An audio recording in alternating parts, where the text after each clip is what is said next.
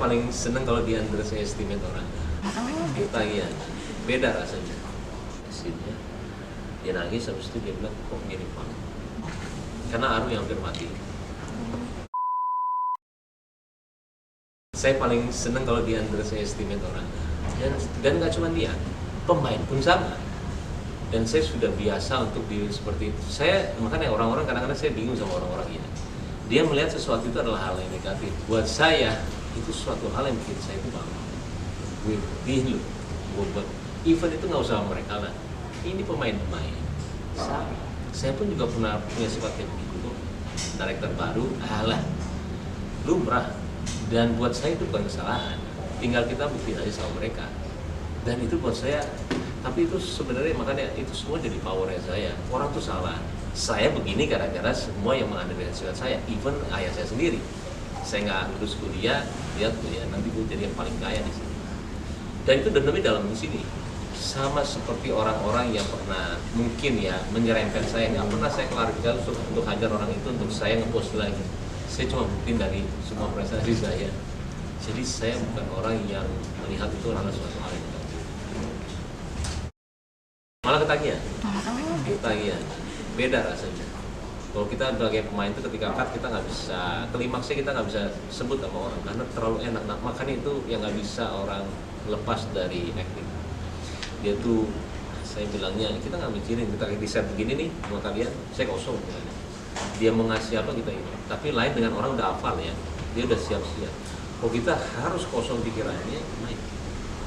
Yang paling bagus itu Marlon Brando, saya paling suka. Dia selalu kosong dalam, dia selalu ngasih semuanya. Buat saya pemain seperti itu jarang banget. Dia harus kosong. Nah, lain lagi dengan director. Director itu seperti kayak dia menjadikan satu semuanya. Bahkan aktor yang jelek aja harus diedit sama dia untuk menjadi bagus. Susah banget. Kan dengan trend itu nggak jauh beda. Saya cuma mau keaslian dia cerita itu ada atau enggak. Dia benar-benar takut atau enggak. Karena itu berpengaruh ke saya ketika buat. Dan dia udah nonton, dia nangis, dia selalu nggak mau cerita gara-gara dia selalu keinget sama kejadiannya. Dia nggak mau cerita itu, nggak bisa, dia pasti nggak bisa tidur habis itu. Dan ketika dia nonton, dia kaget ketika yang paling gigi ada scene-nya. Dia nangis, habis itu dia bilang kok mirip banget. Dan saya pun nggak nanya sama dia dialognya apa. Saya cuma nanya sama ke rumah sakit Suyoto ya, kalau misalkan ada pasien masuk sembarangan, yang paling lo tanya duluan apa? Pertama daftar dulu namanya siapa, itu pertama yang saya bilang. Dan itu yang kedua. Sebenarnya beda atau enggak tergantung penglihatan kalian. Kalian udah lihat beberapa sejam, itu saya banget. Itu taste saya banget, dari cutting editing, dari cerita itu cutting saya. Nah ini full saya 100%. Kalian nggak bisa, saya nggak bisa bilang itu beda ketika kalian sendiri yang bilang sendiri filmnya Taiwan dengan beda ya. Dia ada di kelasnya ini loh. Saya nggak bisa bilang dari persepsi saya. Sebenarnya saya sama Pika itu dia tertutup banget karena traumatiknya itu terlalu besar ya. Yang nggak mau cerita lagi adalah Aru, karena Aru yang hampir mati. Dia itu memang tidak bisa tidur karena selalu ditayangin. Apa yang terjadi di Kapolri Gigi itu memang terjadi. Dan dia udah kurus, udah ini hampir mati lah pokoknya.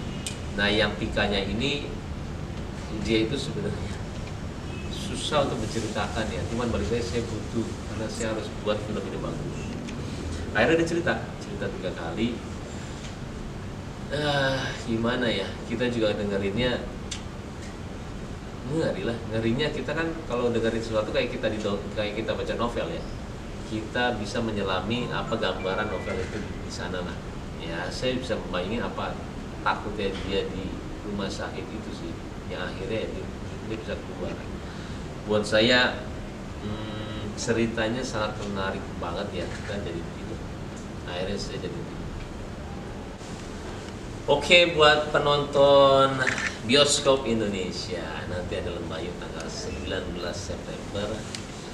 Saya selalu bilang mudah-mudahan horor kita diterima dan horornya juga naik kelas insya Allah ya. Mudah-mudahan insya Allah saya cuma bisa bikin yang paling bagus, mudah-mudahan kalian suka ya. 19 September.